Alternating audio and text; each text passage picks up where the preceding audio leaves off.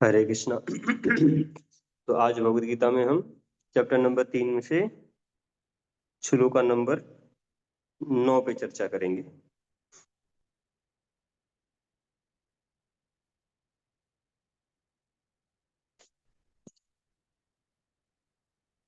यज्ञर्थात् कर्मणो अन्यत्र लोको अयं कर्म बंधना तद अर्थम कर्म कौन्तेय मुक्त संग समाचर। तो ये वाला जो श्लोक है वो काफी महत्वपूर्ण श्लोक है। तो इसका अनुवाद और तात्पर्य पहले हम पढ़ेंगे। अनुवाद और तात्पर्य भाई एसी भक्ति वेदांता स्वामी श्रील प्रभुपाद जी के द्वारा। श्रील प्रभुपाद जी की जय। तो अनुवाद। श्री विष्णु के लिए यज्ञ रूप में कर्म करना चाहिए, अन्यथा कर्म के द्वारा इस भौतिक जगत में बंधन उत्पन्न होता है। अतः हे कुंती पुत्र, उनकी प्रसन्नता के लिए अपने नियत कर्म करो, इस तरह तुम बंधन से सदा मुक्त रहोगे।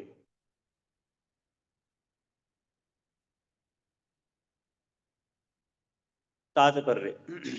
चूंकि मनुष्य को शरीर के निर्वाह के लिए भी कर्म करना होता है, अतः विशिष्ट सामाजिक स्थिति तथा गुण को ध्यान में रखकर नियत कर्म इस तरह बनाए गए हैं कि उस उद्देश्य की पूर्ति हो सके। यज्ञ का अर्थ भगवान विष्णु है। सारे यज्ञ भगवान विष्णु की प्रसन्नता के लिए हैं। वेदों का आदेश है, यज्ञो वे विष्णु। दूसरे शब्दों में, चाहे कोई निर्दिष्ट यज्ञ संपन्न करे या प्रत्यक्ष रूप से भगवान विष्णु की सेवा करे, दोनों से एक ही प्रयोजन सिद्ध होता है। अतः जैसा कि इस श्लोक में संसूचित किया गया है, कृष्ण भावनामृत यज्ञ ही है। वर्णाश्रम धर्म का भी उद्देश्य भगवान विष्णु को प्रसन्न करना है। वर्णाश्रम चारवता पुरुषेण परपुमान विष्णु आराध्यते। अतः भगवान विष्णु की प्रसन्नता के लिए कर्म करना चाहिए। इस जगत में किया जाने वाला अन्य कोई कर्म बंधन का कारण होगा। इस जगत में किया जाने वाला अन्य कोई कर्म बंधन का कारण होगा, क्योंकि अच्छे तथा बुरे कर्मों के फल होते हैं, और कोई भी फल कर्म करने वाले को बांध लेता है। अतः कृष्ण या विष्णु को प्रसन्न करने के लिए कृष्ण भावना भावित होना होगा, और जब कोई ऐसा कर्म करता है तो वह मुक्त दशा को प्राप्त रहता है। यही महान कर्म कौशल है, और प्रारंभ में इस विधि में अत्यंत कुशल मार्गदर्शन की आवश्यकता होती है। अतः भगवत भगवत भगवत भक्त के निर्देशन में या साक्षात भगवान कृष्ण के प्रत्यक्ष आदेश के अंतर्गत जिनके अधीन अर्जुन को कर्म करने का अवसर मिला था, मनुष्य को परिश्रम पूर्वक कर्म करना चाहिए। इंद्र तृप्ति के लिए कुछ भी नहीं किया जाना चाहिए, अपितु हर कार्य कृष्ण की प्रसन्नता तुष्टि के लिए होना चाहिए। इस विधि से न केवल कर्म के बंधन से बचा जा सकता है, अपितु इससे मनुष्य को कर्मशः भगवान की वह प्रेमा भक्ति प्राप्त हो सकेगी जो भगवत धाम को ले जाने वाली है। तो कितना सुंदर तात्पर्य प्रभुपाद जी ने दिया है। प्रार्थना करते हैं, पहले ब्लेसिंग सीख करेंगे। ओम अज्ञानतिमिरान्धस्य ज्ञानाञ्जनशलाकया चक्षुरुन्मिलितं येन तस्मै श्रीगुरुवे नमः। श्रीचैतन्यमनोभीष्टं स्थापितं येन भूतले स्वयं रूपा कदा मह्यं ददाति स्वपदान्तिकम्।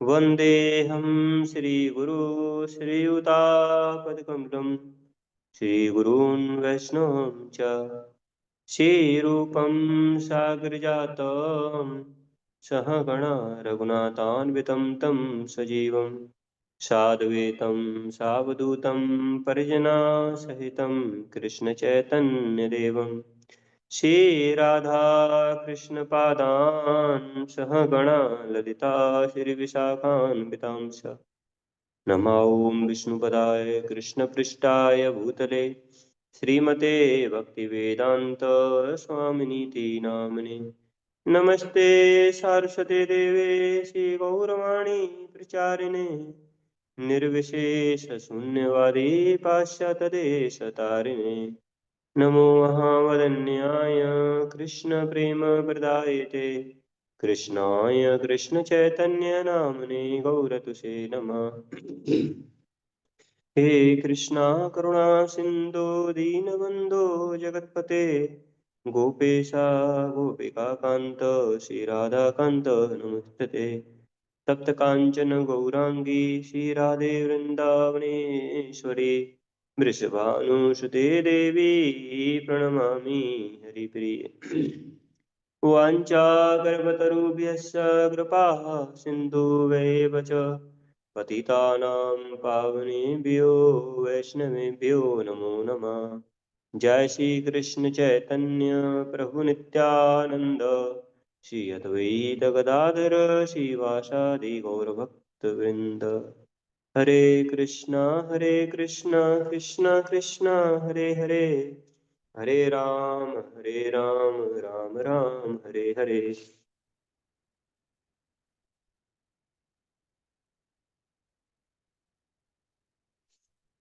हरे कृष्णा। तो आज की भगवद गीता क्लास में सभी भक्तों का हार्दिक स्वागत है। तो आज ये जो श्लोक नंबर 9वां है वो काफी महत्वपूर्ण श्लोक है। इससे पहले श्लोक में चर्चा किया गया था नियत कर्म के बारे में चर्चा किया था हमने कल, कैसे नियत कुरु कर्म त्वम कर्म ज्यायो कर्मण शरीर यात्रा भी चाहते न प्रसिद्धि अकर्म कर्मण प्रसिद्धेत अकमर अकर्मण।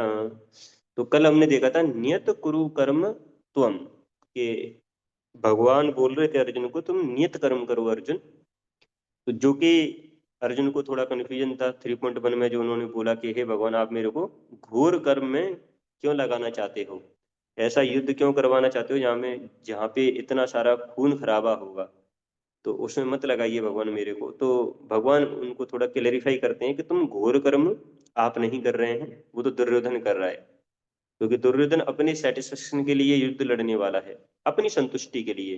पर लेकिन अर्जुन जो है वो युद्ध नहीं करना चाहते, पर लेकिन भगवान बोल रहे हैं तो इसलिए उसके लिए वो नियत कर्म बन गया था। तो और अर्जुन जो था वो क्षत्रिय भी था, और क्षत्रिय का ये धर्म होता है कि वो युद्ध करे। तो इससे क्या हो सकता है कि इससे व्यक्ति ऐसा सोच सकता है, मतलब व्यक्ति ऐसा कह सकता है कि मैं तो अपना कर्म करूंगा, तो इसमें दिक्कत क्या है, गलत क्या है।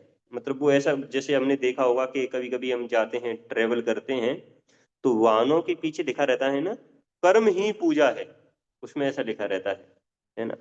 तो वो क्या कर देते हैं, जो काम होता है उसको वर्शिप मान लेते हैं कि अगर हम अपना कर्म अच्छे से अगर हम करेंगे तो वही पूजा है, भगवान का पूजा करने का कोई फायदा नहीं है। ऐसा लोगों की मनोधारणा बन जाती है कभी कभी।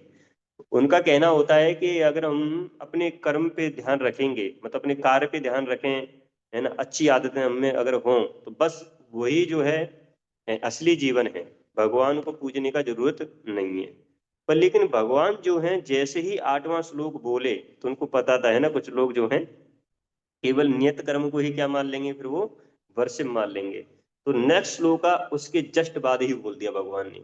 जैसे होता है ना कभी कभी व्यक्ति कोई भी सेंटेंस बोलता है तो बीच में फिर वो रुकता नहीं है, फ्लो में ही बोलता है वो सेंटेंस को कंप्लीट करने के लिए, क्योंकि सेंटेंस को अगर ब्रेक कर दिया तो उसका अलग मीनिंग भी निकल सकता है, और दूसरा कोई व्यक्ति जो है पहले पार्ट को ले लिया दूसरे पार्ट को भूल गया, इसलिए भगवान बहुत जल्दी बोल रहे हैं इसको, है ना। 8 के बाद में 9वां श्लोक आ ही गया। भगवान ने क्या बोल दिया फिर उसमें, यज्ञर्थात कर्मणो अन्यत्र लोको अयम कर्म बंधना। तो यज्ञ, यज्ञ अर्थात कर्म, कर्मण अनियंत्र। तो यज्ञ अर्थात कर्मण मतलब क्या है कि भगवान को प्लीज करने के लिए यज्ञ होना चाहिए, है ना। अदरवाइज क्या होगा, अन्यथा लोक अयम कर्म बंधना। अदरवाइज वो ये जो यज्ञ है वो क्या बन जाएगा, बंधन का कारण बन जाता है फिर वो, है ना। और तद अर्थम कर्म कौन्ते या मुक्त संगा समाचरा। अगर कोई ऐसा अगर वो कोई करता है तब जाके वो जो है मुक्त हो सकता है। तो ऐसा भगवान जो है अर्जुन को बता रहे। तो इसलिए 8वें श्लोक के जस्ट बाद में भगवान 9वें श्लोक पे आ गए। जैसे एक बार क्या हुआ था कि अ, घर पे एक कपल रहता था, तो उसमें पति को नींद नहीं आ रही थी, है ना, बहुत दिन हो गए थे, नींद नहीं आती थी उसको। तो पत्नी जो है उनको डॉक्टर के पास में लेके गई, है ना। तो वहां पे जैसे ही डॉक्टर ने उसको दवाई दिया, नींद का दवाई, तो पत्नी ने क्वेश्चन कर दिया कि मतलब पूरा उसका सुना नहीं कि ये दवाई लीजिए, ऐसे करके बस उसने बोला था। तब तक पत्नी ने बीच में बोल दिया कि ये खाना खाने से पहले देना है, खाना खाने के बाद में देना है, ठीक है। तो डॉक्टर उनको रुकता है, अरे रुको तो सही। पहले सुन तो लो मैं क्या बोल रहा हूँ। उन्होंने बोला कि ये तुम दवाई लो और ये दवाई आपको लेनी है नींद की। जब आप ये नींद की दवाई लोगे तो वो चैन की नींद सो पाएंगे। तो ऑफ कोर्स मतलब इससे मतलब ये बताया, वो डॉक्टर क्या बताना चाह रहे हैं कि अरे भाई तुम पूरा बात को सुनो पहले, है ना, किसके लिए दवाई दी जा रही है वो। ठीक है, तो ऐसे ही क्या है कि भगवान जो है रुके नहीं, 8 के बाद में सीधा 9वां श्लोक बोल दिया। अदरवाइज क्या है कि लोग कितना मिसडायरेक्टेड हो जाते हैं। तो इसलिए तो प्रभुपाद जी के जो परपोट हैं, प्रभुपाद जी के जो तात्पर्य हैं, कोई ये कह सकता है कि अरे इस वाले श्लोक में तो भक्ति की बात ही नहीं की गई है, क्योंकि प्रभुपाद जी को पता था कि कलयुगवासी हैं हम सब।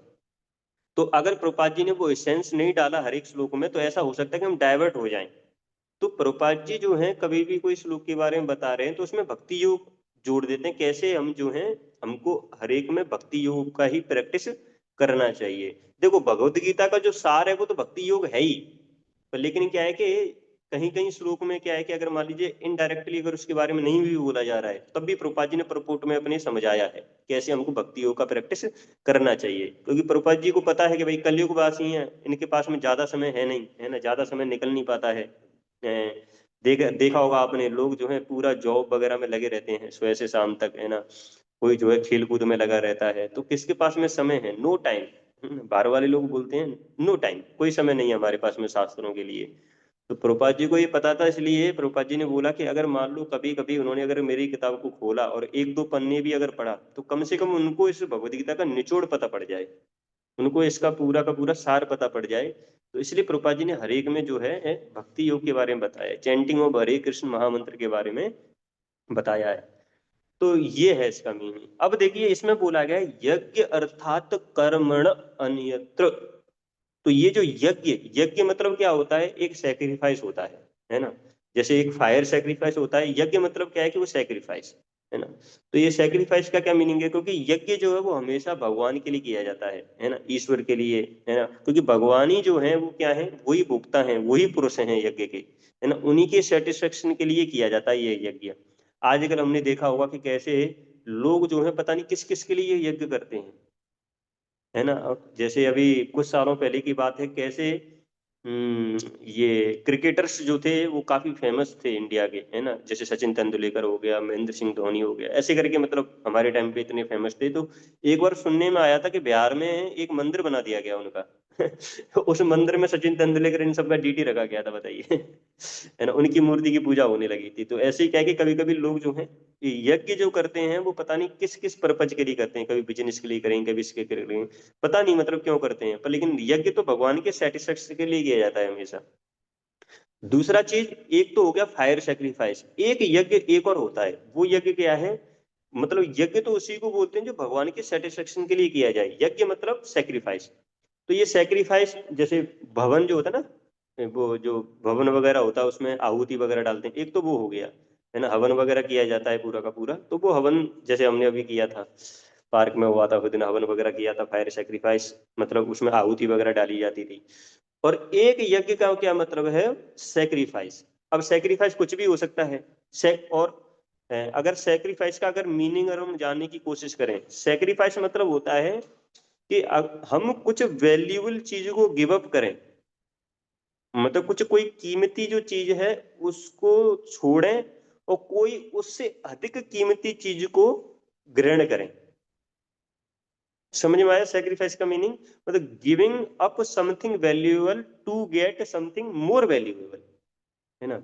उससे ज्यादा जो वैल्यूएबल चीज है उसको गेट करने के लिए कुछ हमने वैल्यूएबल चीज को छोड़ दिया, उससे ज्यादा वैल्यूएबल चीज को गेट करने के लिए।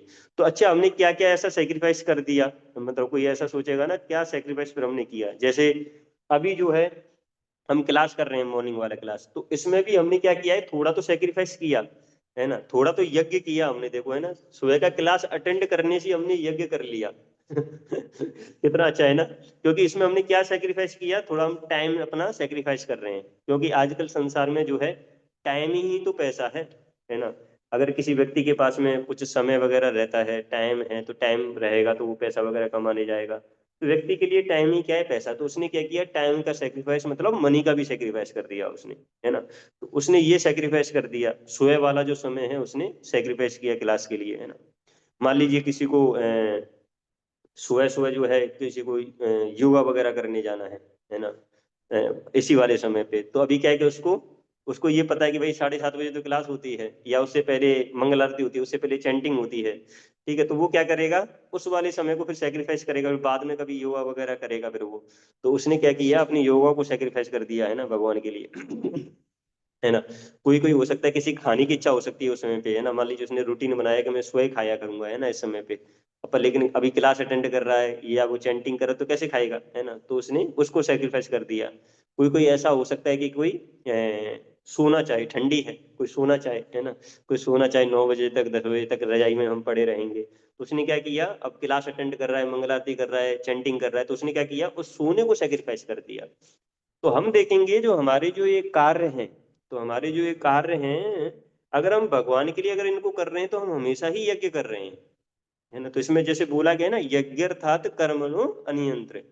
तो ये जो यज्ञ है वो भगवान के सेटिस्फेक्शन के लिए होना चाहिए। तो हमारा जो हम जो पूरे दिन भर जो काम करते हैं वो एक तरीके से यज्ञ ही कर रहे हैं, क्योंकि हमेशा हम क्या कर रहे हैं, थोड़ा थोड़ा तो सेक्रीफाइस कर रहे हैं, है ना। बहुत सारे लोग हैं, बाहर वाले लोग जो हैं टीवी वगैरह देखा करते थे, है ना। तो अभी क्या है कि अगर हम भक्ति मार्ग पे आ गए हैं तो हमने उस टीवी को जो है छोड़ दिया, तो वो भी एक सेक्रीफाइस हो गया, वो भी एक यज्ञ हो गया, है ना। मनोरंजन से आत्मरंजन में अभी हम आ गए हैं ना। आत्मा का जो प्लेजर है ना, उसके लिए हम जो है मनोरंजन को छोड़ दिया, है ना। जो मन का रंजन है, मतलब जो माइंड को जो प्लेजर हम देने वाले थे उसको छोड़ के हम आत्मा को जो है प्लेजर दे रहे हैं। क्योंकि हमको पता पड़ गया है क्योंकि वो ज्यादा इंपॉर्टेंट है। आत्मा का जो आत्मरंजन जो वो ज्यादा इंपॉर्टेंट है इन कंपैरिजन टू मनोरंजन। क्योंकि भाई पिंजड़े के जो अंदर जो पक्षी जो बैठा हो वो ज्यादा इंपॉर्टेंट है ना, ना कि पिंजड़ा। पिंजड़े की पॉलिश करते रहोगे, करते रहोगे, करते रहोगे, वो पिंजड़ा वो जो पक्षी जो अंदर बैठा हो वो मर जाएगा एक दिन, है ना। तो इससे अच्छा है कि पिंजड़े का भी टेकर किया जाए और पक्षी का भी टेकर किया जाए, पर लेकिन मोर इम्पोर्टेंट इज जो उसके अंदर जो बर्ड बैठा हुआ है वो ज्यादा इंपॉर्टेंट है। तो ऐसे ही अर्जुन के मन में थोड़ा सा डाउट आता है कि भाई ये जो मैं युद्ध लड़ने जा रहा हूँ, तो वो युद्ध जो है वो युद्ध मेरा यज्ञ है या नहीं। ऐसा तो नहीं कि मैं जो है घोर कर्म करने जा रहा हूँ। तो भगवान इसलिए उनको थोड़ा पेसिफाई कर रहे हैं कि हे अर्जुन, तुम ऐसा मत सोचो कि तुम जो है घोर कर्म करने जा रहे हो, तुम तो नियत कर्म करने जा रहे हो। और दूसरा चीज, तुम्हारा ये जो युद्ध है ना, तुम जो ये युद्ध लड़ने जा रहे हो, ये युद्ध भी तुम्हारा यज्ञ है। कैसे? क्योंकि ये जो कुरुक्षेत्र है वो यज्ञ कुंड बन चुका है। जो कुरुक्षेत्र की जो रणभूमि जो थी वहां पे जहाँ पे युद्ध लड़ा जा रहा था, वो यज्ञ कुंड है ना। और जो तुम एरो जो चला रहे हो, है ना, बाण जो मार रहे हो, है ना, बाण, तो वो क्या है, आहुति है। और दूसरा चीज, जैसे मंत्र के उच्चारण से वो आहुति डाली जाती है, आहुति तो सेम होती है, पर लेकिन उस आहुति में क्या किया जाता है, उसको जैसे जब डाला जाता है तो मंत्र उच्चारण करके डाला जाता है। तो डिफरेंट डिफरेंट मंत्रों से हम क्या करते हैं, डिफरेंट डिफरेंट उसमें जो भी मतलब उसका प्रोसेस होगा, मेरे को ज्यादा डिटेल में नहीं पता, पर लेकिन डिफरेंट डिफरेंट मंत्रों से क्या करते हैं वो हम आहुति उसमें डालते हैं। तो ऐसे ही जो बाण जो अर्जुन जो है वो चलाएगा, तो ऐसा तो नहीं हमेशा सेम बाण चलाएगा, कभी पानी वाला चलाएगा, कभी आग वाला चलाएगा, कभी भूकंप वाला, आंधी वाला आंधी आ जाए, है ना, कोई सांप वाला चलाएगा, ऐसे करके पता नहीं कितने सारे बाण उसने चलाए होंगे उस समय पे। तो ऐसे करके ये जो अर्जुन आहुति जो दे रहा है ना, तो वो क्या है कि मंत्र के बेसिस पे कुछ मंत्र वो उच्चारण करता है, तब जाके वो एरो आता है। तो जैसे तो पूरा का पूरा क्या है, वो यज्ञ ही है जो अर्जुन करने वाला है ना। तो इसलिए भगवान उनको पैसिफाई कर रहे हैं कि टेंशन मत लो ज्यादा, है ना, युद्ध युद्ध करो, है ना। तो इसमें यही प्रभुपाद जी यहाँ पे बता रहे हैं कि अगर अपने शरीर को रखने के लिए भी व्यक्ति को तो काम करना पड़ेगा, हाँ, पर लेकिन ये है कि प्रभुपाद जी अब इस वाले श्लोक में क्या बता रहे हैं 9वें में, कि हमारा पूरा का पूरा जो काम है वो किसके सेटिस्फेक्शन के लिए होना चाहिए, भगवान के सेटिस्फेक्शन के लिए होना चाहिए, भगवान सेंटर में होने चाहिए। जैसे जब समुद्र मंथन हो रहा था, जब चर्निंग चल रही थी ओशियन की, तो एक तो असुर एक साइड में और एक साइड में देवता। तो भारी दृष्टि से अगर देखा जाए तो दोनों के दोनों सेम काम कर रहे थे। किसी लोग से ये पूछा कि भाई क्या कर रहे हैं, तो दोनों के आंसर क्या आएगा कि वो चर्निंग कर रहे हैं ओशियन का, ठीक है, ऐसा आंसर आएगा, है ना। अगर कोई ये पूछेगा कोई डिफरेंस है जो देवता चर्निंग कर रहे हैं और जो राक्षस चर्निंग कर रहे हैं, तो वो व्यक्ति बोलेगा कोई डिफरेंस नहीं है, सेम लगेगा, है ना, दोनों की दोनों। वो देवी जो डेमीगॉड्स है वो इधर से खींच रहे हैं, डीमंस उधर से खींच रहे हैं, है ना, तो सेम सेम प्रोसीजर हो रहा है। पर लेकिन क्या है, चेतना का इफेक्ट है ना। क्योंकि वो जो डीमंस जो है वो भगवान के सेटिस्फेक्शन के लिए नहीं कर रहे हैं वो चरनी, है ना। उनका क्या अच्छा था कि जैसे ही सोमरस मिलेगा हम पी लेंगे, हम अमर हो जाएंगे, है ना, और फिर उसके बाद में पूरा हड़कंप मचाएंगे फिर तो डेमिगॉड्स कुछ कर ही नहीं पाएंगे हमारा, अगर अमर हो जाएंगे तो, है ना, फिर पूरा राज्य करेंगे, है ना। तो उनका कभी भी ये उद्देश्य रहा ही नहीं कि हमको भगवान को सेटिस्फाई करना है। और जबकि जो डेमिगॉड्स थे वो चर्निंग कर रहे थे भगवान के कहने पे, है ना, जो भगवान जो बता रहे थे उनको जैसा डायरेक्शन दे रहे थे वो वैसा मान रहे थे। इसलिए तो डेमिगॉड्स को जब भगवान ने ये बोला कि तुम जो है जो वासुकी जो है उसका पीछे वाला जो पार्ट है पूंछ जो है उसको पकड़िए, उसको पकड़िए, उससे चर्निंग करिए, है ना, क्योंकि वो डीमंस जो थे उनको बोलने लगे राक्षस लोग, अरे नहीं हम तो मुंह की तरफ पकड़ेंगे उधर से चलाएंगे, है ना। तो इनमें फाइट होने लगा, नहीं नहीं नहीं हम पकड़ेंगे मुंह को, तो भगवान बोलते अरे राक्षसों को जाने दो, है ना, मुंह के साइड में उनको पकड़ने दो, है ना, तुम जो है पूंछ की तरफ चले जाओ। फिर ये चरनी करने लगे, जब करने लगे तो वासुकी मुंह से क्या होने लगा, इतनी आग निकलने लगी, कभी आग निकल रही है, कभी धुआं निकल रहा है, पता नहीं क्या क्या निकला, है ना, जहर वगैरह उगल रहा है। तो उससे क्या हुआ, डेमीगॉड उनकी राक्षसों की हालत खराब हो गई। तो क्यों हालत खराब हुई, क्योंकि वो भगवान के सेटिस्फेक्शन के लिए नहीं करते ना काम। जो व्यक्ति भगवान के सेटिस्फेक्शन के लिए करेगा तो उसको जो है ज्यादा कठिनाइयों का सामना नहीं करना पड़ेगा, उनके निर्देश पे अगर वो चलेगा तो उसके जीवन में संतुष्टि देखने को मिल सकता है। तो चेतना का बहुत इफेक्ट है ना। कोई भी जो कार्य है हम करते हैं वो भगवान के सेटिस्फेक्शन के लिए होना चाहिए। कोई व्यक्ति है, बाहर से आपने बुलाया कि भाई मंदिर बनाओ चलो, है ना, तो ईंट वगैरह लगाएगा, उससे आप पूछेंगे उससे, है ना, क्या बना रहे हो, ठीक है। तो कोई व्यक्ति के पास में जाओगे वो कहेगा मैं दीवार बना रहा हूँ, है ना। एक व्यक्ति है, उससे अगर आपने पूछा वो कहेगा मैं मंदिर बना रहा हूँ, है ना। तो दोनों में अंतर है। एक बोल रहा है दीवार बना रहा हूँ क्योंकि उसके लिए क्या है कि यही काम रहता है हमेशा रोज, है ना, दीवार को चिनना, एक ईंट रखेगा ऐसे करके दीवार बनाएगा पूरा का पूरा। पर लेकिन क्या है कि एक व्यक्ति है जो काम कर रहा है, पर लेकिन उसका गोल क्या है, उसको पता है कि यहाँ पे ठाकुर जी आने वाले हैं, भगवान आने वाले हैं। उसका चेतना है कि मैं मंदिर बना रहा हूँ। तो ये भक्त का चेतना होना चाहिए। मतलब कोई भी, देखो काम तो कुछ भी हो सकता है। जैसे भक्त लोग जो है मंदिर में क्या है, पूरा झाड़ू पोंछा भी करते हैं, टॉयलेट्स भी साफ करते हैं वो तो, है ना। पर लेकिन क्या है कि टॉयलेट्स वगैरह अगर बाहर कोई बाहर की दृष्टि से देखा जाएगा तो एकदम सबसे नीचा वाला काम है ना। पर लेकिन भक्त को ये पता है कि वो क्यों कर रहा है, क्योंकि वो भक्तों को प्रसन्न करना चाहता है और दूसरा भगवान को प्रसन्न करना चाहता है। तो बहुत डिफरेंस हो गया, जमीन आसमान का फर्क हो जाता है फिर एक्टिविटी में। बाहरी दृष्टि से एक्टिविटी हमको क्या दिखेगी, सेम दिखेगी, पर लेकिन क्या है कि हमारी जो चेतना है, अपनी चेतना के ऊपर डिपेंड करता है कि हम उस कार्य को जो है उस कार्य को एकदम न्यूनतम कार्य बना देंगे या सबसे महान बना देंगे, है ना। ऐसे तो भगवान जो है अर्जुन के ड्राइवर बन गए थे, है ना, सारथी बन गए थे। ये सारथी वाला जो पोजीशन है वो तो बहुत नीचे है ना, बहुत नीचे न्यूनतम वाला पोजीशन रहता है ना। क्योंकि हमको पता है कि कैसे जब युद्ध लड़ा जाता है और जो रथ पे बैठा होता है योद्धा, उसको सुनाई नहीं पड़ता है कुछ भी, है ना। या इन द सेंस अगर वो कुछ बोलना चाहे सारथी को कि इधर चलो उधर चलो, तो सुनाई नहीं पड़ेगा, तो लात दे के उसको बताया जाता है कि इधर मुड़ना है उधर मुड़ना है। आजकल जब ड्राइविंग करता है कोई व्यक्ति तो उसको लात दे के तो नहीं बताया जाता है, लात मारा, अरे लेफ्ट जाओ राइट जाओ, है ना, गूगल मैप में लगा रहता है वो तो लेफ्ट जाना राइट जाना पता पड़ जाता है। पर लेकिन पहले ऐसे नहीं हुआ करता था, है ना, उसमें सुनाई नहीं पड़ता है कुछ भी, तो लात दे के, तो भगवान जो है सारथी का पोजीशन ले लिए, तो चेतना का इफेक्ट है पूरा का पूरा, है ना, भगवान न्यूनतम पोजीशन ले लिए, है ना, केवल भक्त को सेटिस्फाई करने के लिए। तो कार्य हम कुछ भी कर सकते हैं, कभी भी हमको ये नहीं सोचना चाहिए कि हम ये कार्य कर रहे हैं, है ना। जनरली हमको ऐसा लगता है कि जब हम जो है कथा देंगे, है ना, या हमारा सम्मान होगा, या कहीं पे जाएंगे स्पीकिंग वगैरह करेंगे, है ना, या बड़ी बड़ी जो सेवाएं हैं अगर हमारे पास में वो आ जाएंगी, तब जो है हम भगवान को प्रसन्न कर पाएंगे। ये मनोभाव हमारा कभी भी नहीं आना चाहिए, क्योंकि भगवान के लिए सारी सेवाएं बराबर होती हैं। अगर हमारा भाव अच्छा है तो वो छोटी सी छोटी जो सेवा है वो सबसे बड़ी सेवा बन जाएगी, है ना। ऐसे तो चैतन्य महाप्रभु जो हैं, एक दुखी दुखी जो है, जब सेवा कर रही थी, मतलब तो ये दुखी, अगर पूरा तो पास्ट टाइम नहीं बताएंगे अभी, थोड़ा शॉर्ट में बताना चाहेंगे कि दुखी जो थी वो डिवोटीज को असिस्ट कर रही थी, है ना। ये गुंडीचा टेम्पल का शायद मार्जन चल रहा था उस समय पे, मतलब पानी वगैरह पहुंचाना था सेवा के लिए, तो वो असिस्ट कर रही थी उसमें, तो वो बाहर थी, है ना। तो पॉट्स को एक जगह से लाके डिवोटी को देती थी, और डिवोटी जो है ये पॉट्स को लाके चैतन्य महाप्रभु को जाके देते थे। तो इनका कोई भी कनेक्शन महाप्रभु से था ही नहीं, है ना। तो ये दुखी जो थी वो भक्तों को पॉट देती, और ये पॉट चैतन्य महाप्रभु के पास में जाता, है ना। तो ऐसे सेवा चल रहा था, है ना। तो चैतन्य महाप्रभु ने देखा है बड़ा फास्ट पॉट दे रही है ना, कौन है, कोई बैकग्राउंड में सेवा कौन कर रहा है ना। चैतन्य महाप्रभु आगे देखते हैं, अरे दुखी नाम से एक है ना, डिवोटी जो कि इस सेवा को कर रही हैं। चैतन्य महाप्रभु ने बोला आज से इनका नाम दुखी नहीं, क्या हो जाएगा, सुखी।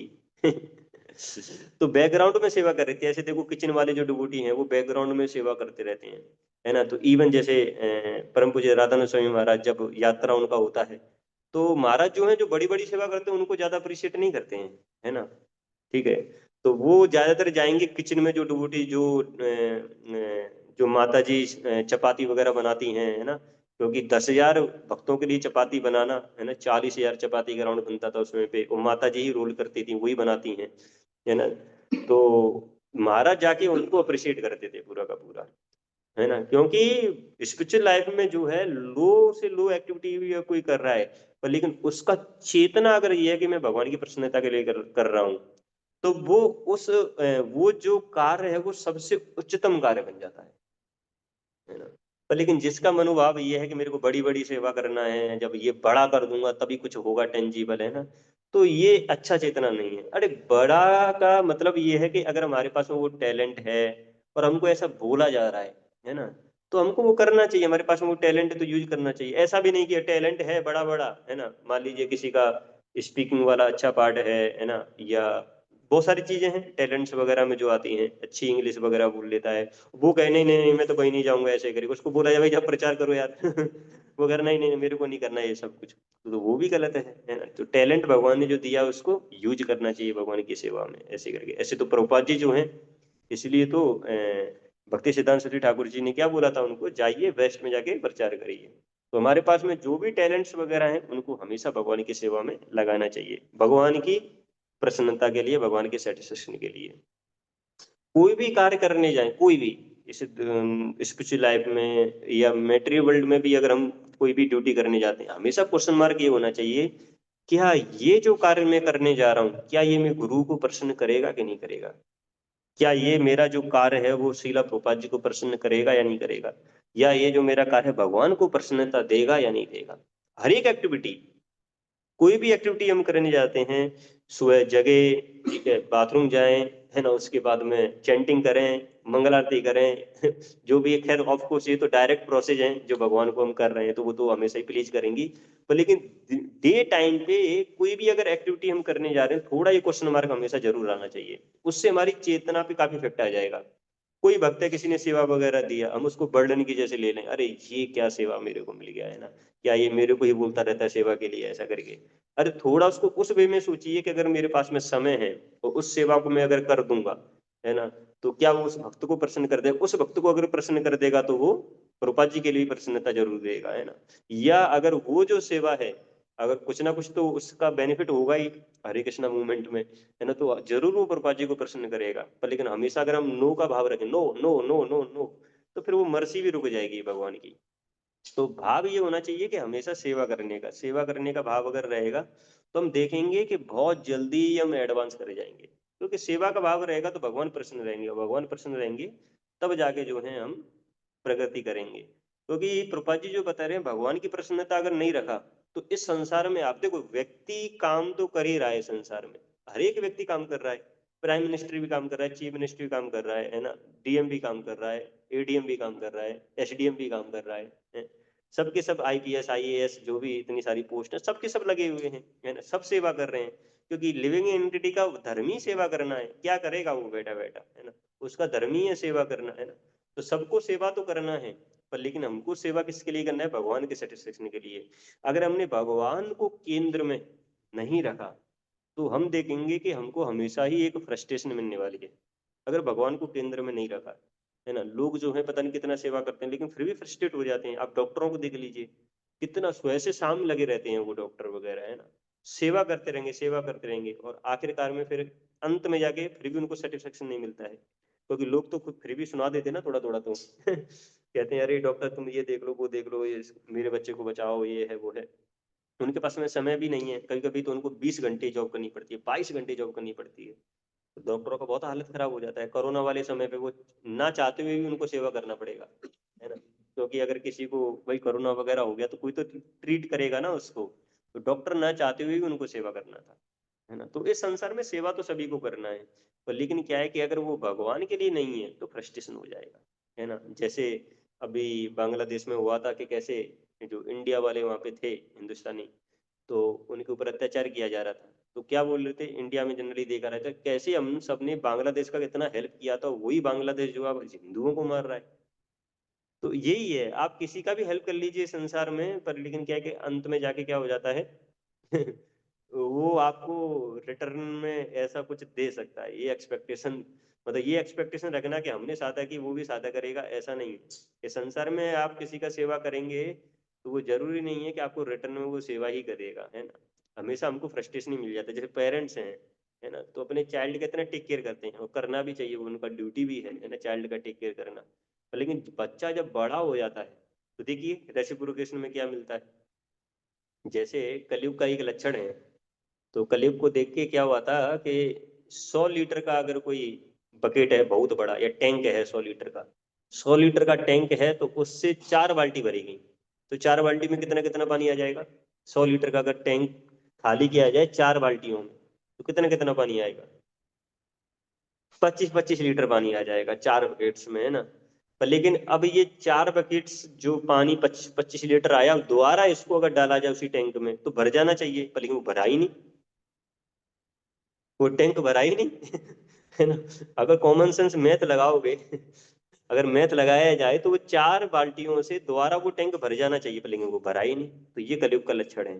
क्या कलयुग का लक्षण है कि जो पेरेंट्स जो हैं वो 4 बच्चों को तो पाल लेंगे, पर लेकिन 4 बच्चे जो हैं एक पेरेंट्स को नहीं पाल पाएंगे, है ना।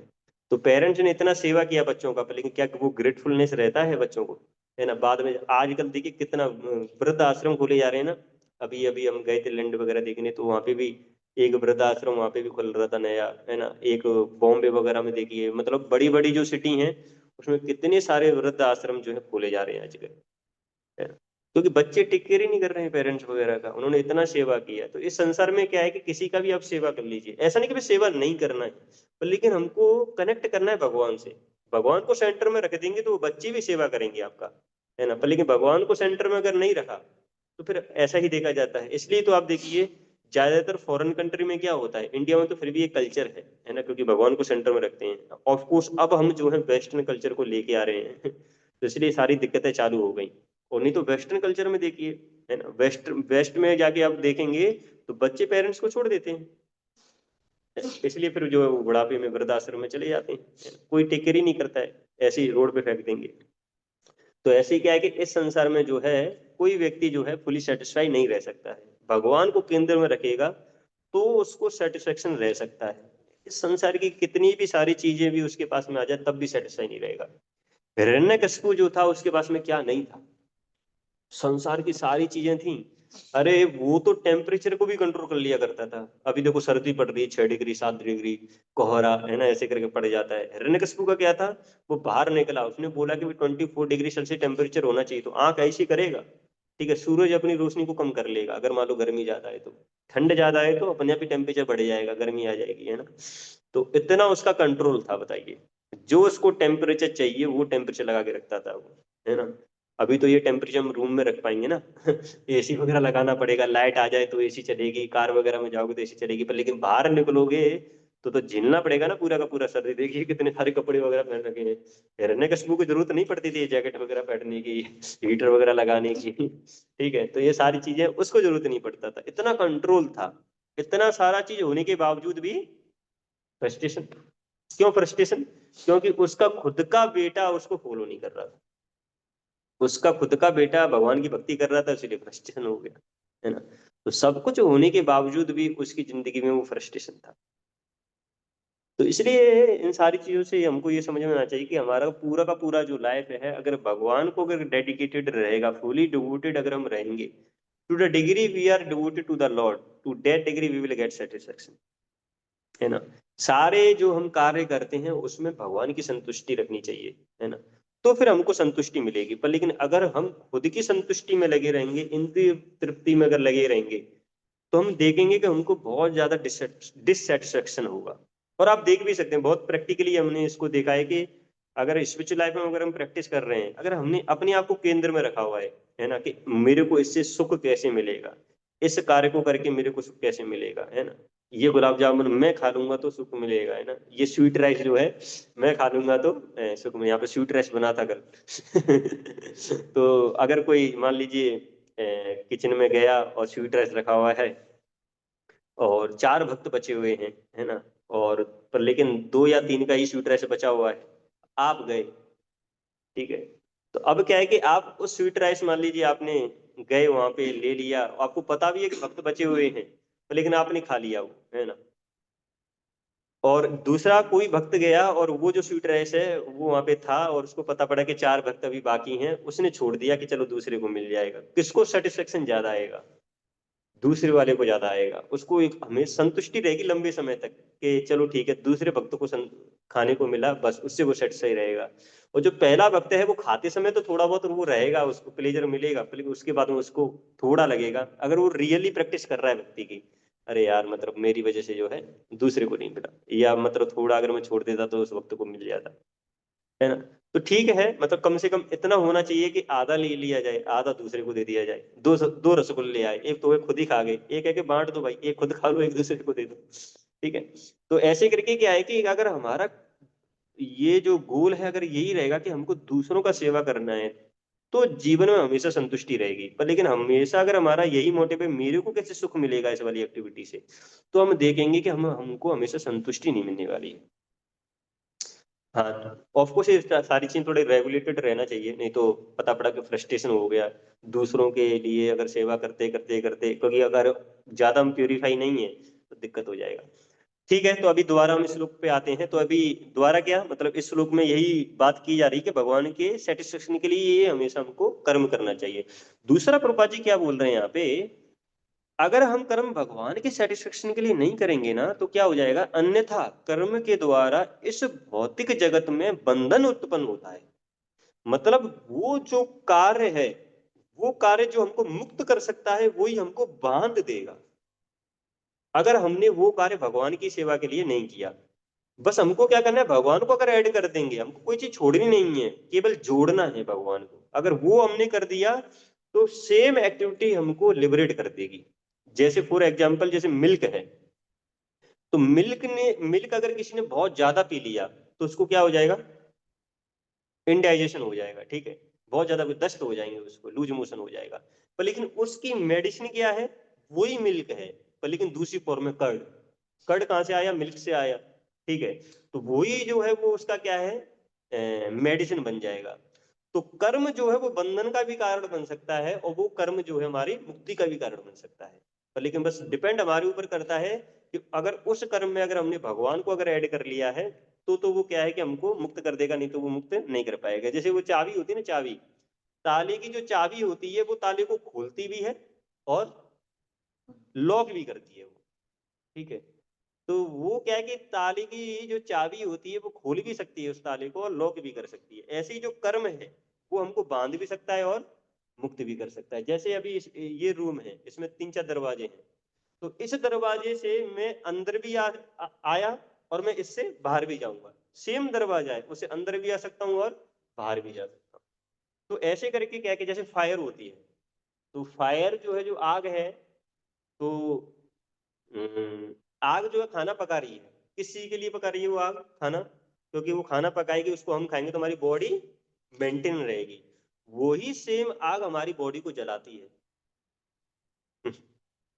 तो डिपेंड करता है कि हमारे ऊपर के हम उसको कैसे यूज करने वाले हैं। अगर हम जो कर्म जो करने वाले हैं, उस कर्म में बस केवल भगवान को ऐड कर दीजिए, बस वो जो है हमारे लिबरेशन का कारण बन जाएगा। नहीं तो वही कर्म हमको इस संसार में हमको बांध देगा।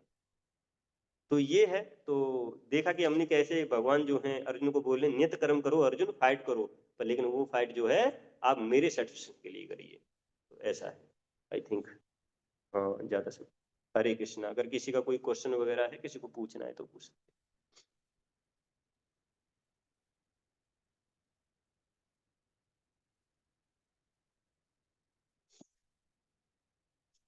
ठीक है, शीला प्रभुपाद जी की जय।